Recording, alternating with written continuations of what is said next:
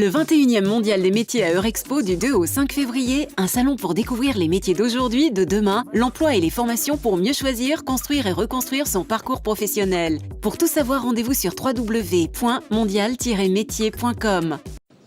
Au Mondial des métiers en 2017, nous rencontrons Gilbert Neves qui est chargé de développement entreprise à l'ADAPT. L'ADAPT, il va nous la présenter, une association qui est importante un peu partout en France, et puis avec pas mal de projets aujourd'hui qu'il va nous raconter, nous dire. Bonjour. Bonjour. Et merci d'être venu avec nous. Donc, présentez-nous globalement l'ADAPT. Quel est son rôle ? Donc l'ADAPT est une association qui a plus de 80 ans, qui s'occupe des personnes en situation de handicap, qui fait en sorte que la personne en situation de handicap, tout au long de sa vie, puisse être accompagnée et puisse vivre avec et comme les autres, dans les meilleures conditions. Donc du coup, c'est des centres pour enfants, quand ils sont tout petits, pour les accompagner dans la scolarité. Ce sont des centres de rééducation fonctionnelle pour les personnes qui ont eu une maladie ou un accident et qui ont besoin de se reconstruire pour repartir dans la vie active. Et puis, ce sont des centres de formation pour pouvoir leur apprendre un nouveau métier quand ils ne peuvent plus pratiquer le métier qu'ils avaient. Et puis, pour terminer, ce sont aussi des centres d'aide par le travail, des établissements et services d'aide par le travail, traditionnels et hors mur, pour pouvoir faire en sorte que les personnes les plus touchées par le handicap puissent aussi être actives et apporter leur contribution dans le monde d'aujourd'hui. Donc beaucoup de choses avec des personnes qui ont des handicaps très différents. Et... Là, on va accompagner tout type de handicap. Du handicap physique au handicap mental, psychique, tout sensoriel, cognitif. Tous les types de handicaps sont accompagnés avec l'ADAPT. L'ADAPT, c'est aujourd'hui une centaine d'établissements en France.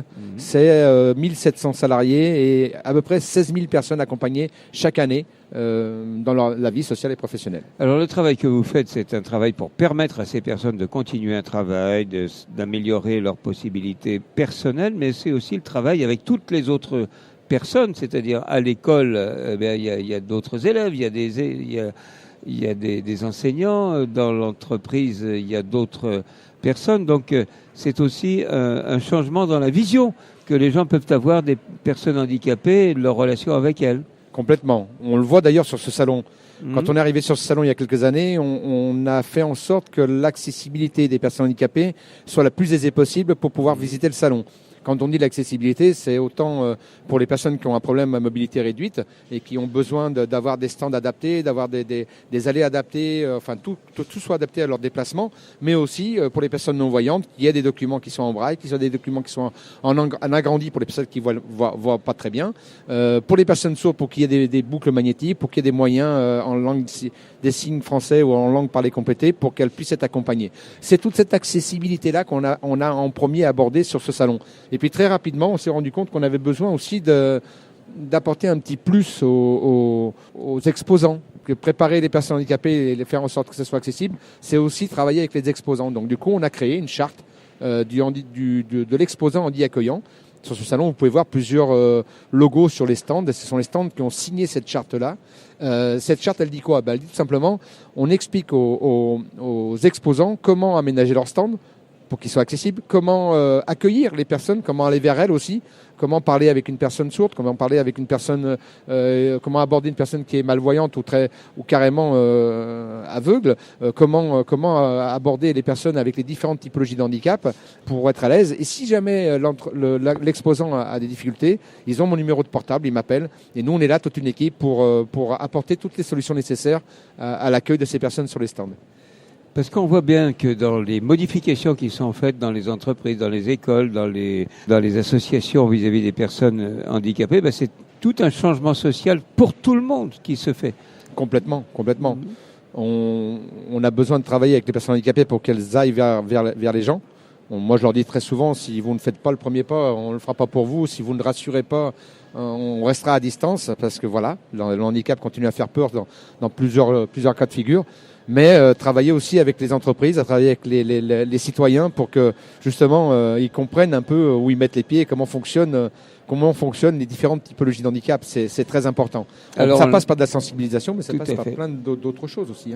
Alors on y est sensible aussi dans les radios comme la nôtre. On a eu des travaux avec des jeunes aveugles notamment qui avaient vraiment mis les questions de technique à leurs mains. Ils savaient avec les mains gouverner notre technique radio. Donc on y est sensible aussi. Et vous avez des projets cette année dans le cadre de l'ADAPT pour des rencontres, des travaux communs. Oui, on essaye pour faire parler du handicap, et plus on en fait parler, mieux il est intégré dans la société. On essaye d'apporter toujours des nouveautés et du coup d'être le plus innovant possible sur les propositions que l'on peut faire. Et cette année, on a amené trois projets. C'est plus que des projets, parce que pour 2 d'entre eux, on les a déjà mis en action. Je parlerai des Handi Rencontres Entreprises et puis des Move Emploi. Donc pour ce qui est de l'Handi Rencontre, on va y aller étape par étape. Donc l'Handi Rencontres Entreprises, c'est parti du principe que chaque année, on faisait un forum emploi à l'espace Tête d'Or, donc un salon un peu comme celui-ci, où les entreprises venaient rencontrer les demandeurs d'emploi, et ça fonctionnait très bien. Il y a eu son apogée aux alentours de 2011-2012, et puis depuis 3-4 ans, j'avais un peu moins d'entreprises qui venaient, et du coup, je me suis posé plein de questions.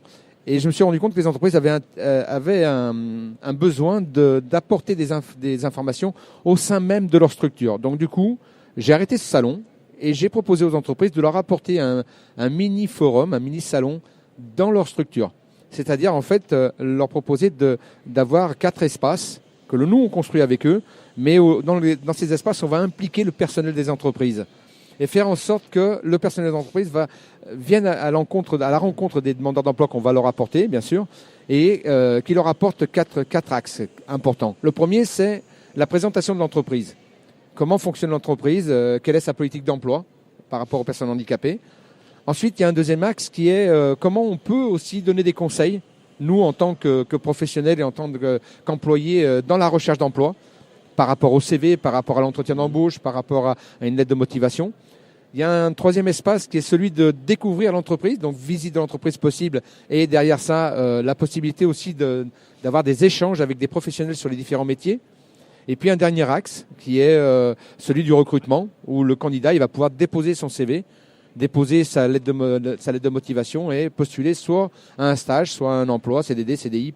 Voilà, tout est possible. Ça, c'est ce qu'on a appelé les Handi Rencontres. Quand j'ai mis ça en place, avec toute la construction, je me suis dit, cette année, j'ai 4-5 entreprises qui adhèrent, ça va fonctionner, j'en ai eu 9.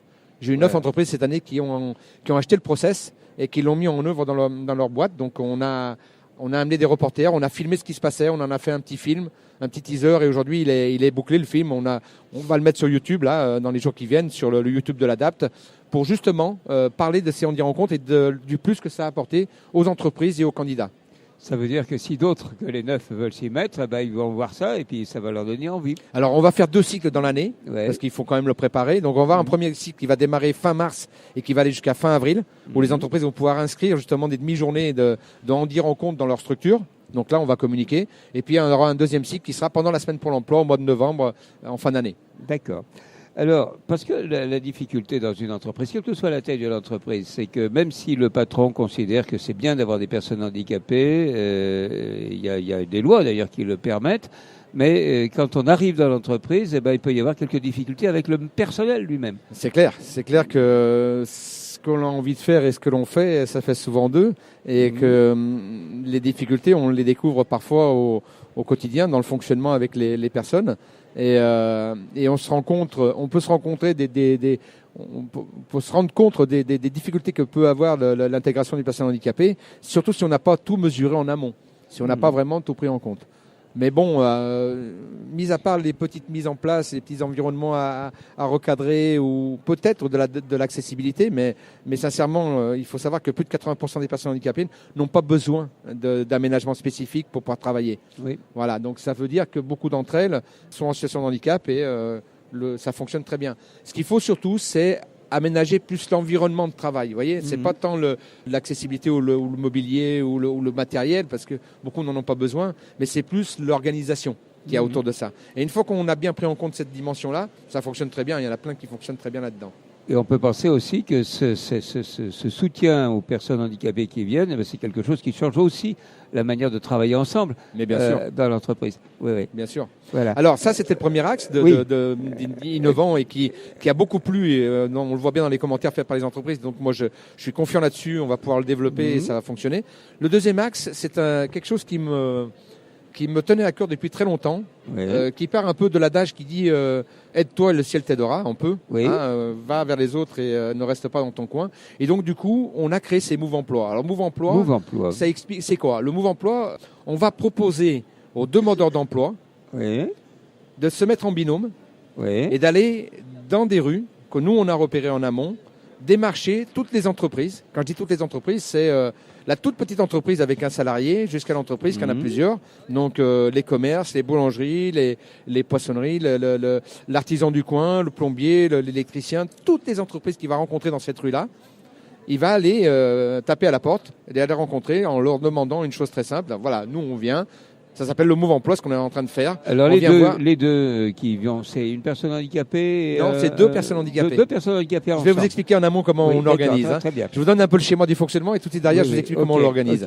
En gros, si vous voulez, ces deux personnes-là qui vont taper à chaque porte, elles vont présenter ce qu'est le Move Emploi et elles vont poser des questions très simples. C'est est-ce que vous êtes dans une phase où vous pouvez recruter une personne en situation de handicap? Vous êtes en recherche d'un employé en CDD, CDI, ou alors est-ce que vous accueillez en stage ou en alternance? Est-ce que c'est possible? Et à partir de là, effectivement, on va pouvoir proposer des candidatures. Et ils vont donner des informations aussi, puisqu'on a vu que c'était un besoin, sur comment on embauche et quels sont les avantages d'embaucher une personne en situation de handicap. Et puis, en dernier lieu, ils vont aussi communiquer sur ce qu'est le monde du handicap et tout ce qu'il y a autour. La partie qui est intéressante là-dedans, alors la partie qui est intéressante, j'y reviens après, tout le travail en amont, c'est pour nous de repérer les rues qui pourraient être effectivement intéressantes pour aller démarcher, où il y a pas mal de commerces, pas mal d'artisans, pas mal d'entreprises. Une fois qu'on a repéré ces rues-là, on va communiquer auprès des entreprises de ces rues-là qu'il va y avoir un Move Emploi. On communique avec toutes les entreprises de cette rue. Ça ne veut pas dire que toutes auront fait des centres d'information auprès de la personne qui sera en face à face avec celle qui va arriver. Mais peu importe, la communication est faite. Une fois qu'on a fait ça, on va créer des documents qu'on va préparer pour les candidats, les moveurs, ceux qui vont partir en binôme. On va leur faire un document qui leur permettra d'expliquer ce qu'est le Move Emploi, mais aussi de pouvoir donner les avantages d'embauche d'une personne handicapée. Ils auront une feuille de route. Donc cette feuille de route va leur indiquer l'endroit qu'ils vont aller démarcher, comment s'y rendre, les tickets de transport nécessaires, on leur donne aussi. Tout ça, c'est prévu. Ils ont une petite sacoche Move Emploi. Et ils vont avoir aussi un tableau pour pouvoir renseigner toutes les entreprises qu'ils auront rencontrées. Est-ce qu'elles ont donné un CDD, un CDI? Est-ce qu'elles ont donné un stage possible? Prendre les coordonnées pour qu'on puisse rentrer en contact avec elles. Et surtout qu'on leur fasse suivre les CV des candidatures possibles. Donc voilà un petit peu tout ce qui est fait. En tout cas, ce qui est sûr, c'est que les candidats qui se sont prêtés à ce jeu-là, donc cette année, il y avait 16 binômes, donc ça fait 32 personnes, c'est pas énorme. Ces 16 binômes, ils ont rencontré une centaine d'entreprises. Oui, donc ça a commencé alors. Ça a commencé, on l'a fait. Ils ont rencontré une centaine d'entreprises. Ils sont revenus avec 21 postes de CDD, CDI possibles pour les personnes en situation de handicap. Et ils ont rapporté aussi 23 lieux de stage possibles. Donc c'est quelque chose qui fonctionne. C'est indéniable en tout cas. Ce qui s'est passé, c'est que quand ils sont revenus tous avec la banane. Finalement, on était un peu inquiets pour y aller. Et puis quand on revient, on est surpris parce qu'effectivement, on nous a écoutés. Alors, il y a eu quelques refus, mais ça fait partie du jeu. Nous, on leur dit, il n'y a aucune compétition derrière tout ça. C'est vraiment pour vous construire. Vous allez voir, vous allez apprendre plein de choses sur vous et comment fonctionne l'entreprise. Et du coup, donc, ils reviennent avec beaucoup de dynamique, beaucoup de confiance en eux récupérée aussi à travers ça, parce qu'on les a écoutés. On leur a posé des questions, on a pris leurs documents, on leur a donné des postes en plus, ils sont revenus avec des postes possibles. Ce ne sont pas des postes essentiellement pour les personnes handicapées. L'entreprise recherche un candidat. Si une personne handicapée peut faire l'affaire, pourquoi pas? Ils sont pas braqués par rapport à cela. Donc voilà, ça marche très fort. Et moi, j'ai un rêve, et j'espère qu'il va vraiment avoir lieu et se développer. C'est que l'année prochaine, pendant la semaine pour l'emploi, on ait peut-être, 20, 30, 40, 50, 60 villes en France qui font ce Move Emploi, parce que je suis en train d'essayer de le démultiplier, et qui font partir le Move Emploi le même jour en même temps, et des gens qui vont démarcher dans les rues. Ça fera parler du handicap, ça fera parler de l'emploi, et ça aidera les personnes en situation de handicap à trouver un emploi. Donc ça, Je n'ai aucun doute là-dessus. Voilà, vous avez inventé ça à Lyon et puis ça peut se développer un peu partout. Ça va se développer parce que je suis déjà l'expliquer. Et les gens de l'ADAPT, ils ont compris, ça leur plaît. Oui, alors déjà les personnes de l'ADAPT qui sont au national et qui représentent plusieurs régions de France, je les ai briefés, je leur ai démontré comment ça fonctionnait. On a fait aussi un petit film qui va sortir ces jours-ci. Je leur ai présenté en avant-première, mais bon, il y a 2-3 choses à régler dessus. Et donc du coup, ils sont emballés par l'idée et ça va se développer, c'est sûr. C'est sûr et certain. Très très bien. Alors il y a un dernier axe, puisqu'on avait parlé de 3 petits projets. Oui, voilà, le dernier projet, on travaille, l'ADAPT est en partenariat avec le CNAM sur cette affaire-là. Alors le CNAM, c'est le Centre national des arts et métiers. Voilà, c'est ça. Et donc avec le CNAM, le CNAM Pays de la Loire a créé un serious game il y a quelques années déjà sur plein d'autres domaines, mais celui-ci c'est sur le handicap. Oui. Comment on aborde le handicap dans une situation, dans une entreprise donnée. Et donc ce serious game en fait va nous aider à amener de la formation et de la sensibilisation autour du handicap. Justement pour le personnel dans une entreprise. Des entreprises. C'est sûr que c'est un peu innovant, c'est-à-dire que l'entreprise va suivre une formation et va être au cœur même de ce serious game qui est un jeu de rôle où vous êtes le héros en quelque part. Oui. Voilà. Et c'est vous qui prenez la décision de l'orientation que vous donnez à ce jeu-là. Et ça vous permet de découvrir tout un tas de particularités qu'apporte la situation de handicap. On retrouve des éléments sur le Serious Game sur votre site, sur celui du CNAM? Oui, sur l'ADAPT pas encore, mais sur le CNAM déjà. Et on a une matinée pour présenter le Serious Game aux entreprises le 31 mars prochain à l'ADAPT, 7 rue de Gerland, dans le 7e. Très bien, ben voilà de jolis projets. Et puis, il faudra qu'on donne la suite. Hein. Je n'ai pas demandé, par exemple, pour les 16 binômes, ils étaient quoi, à Lyon un peu... Alors, ils étaient de Lyon, tous. Oui. Certains habitaient ailleurs, mais pour l'instant, ils étaient à Lyon. Pour cette première expérience, on a pris des stagiaires de l'AFPA, des Greta, de l'ADAPT, du CEFRA. On a communiqué auprès de ces stagiaires qui étaient en situation de handicap et en formation, puisque de toute façon, c'est des futurs demandeurs d'emploi. Oui, bien sûr. Au pire, ils recherchent aujourd'hui des stages, mais ils vont être demandeurs d'emploi. Donc, du coup, on a communiqué avec eux. On leur a présenté le processus. Et c'est du volontariat. Ceux qui sont venus, c'était volontaire pour participer. D'accord. Eh bien, tout ça, il y aura des films. On pourra voir tout ça sur l'ADAPT. Sur le YouTube de l'ADAPT, vous retrouverez ces films-là. Ouais. Très, très bien. Eh bien, merci. On ira sur ce site. Merci beaucoup. Bonne journée.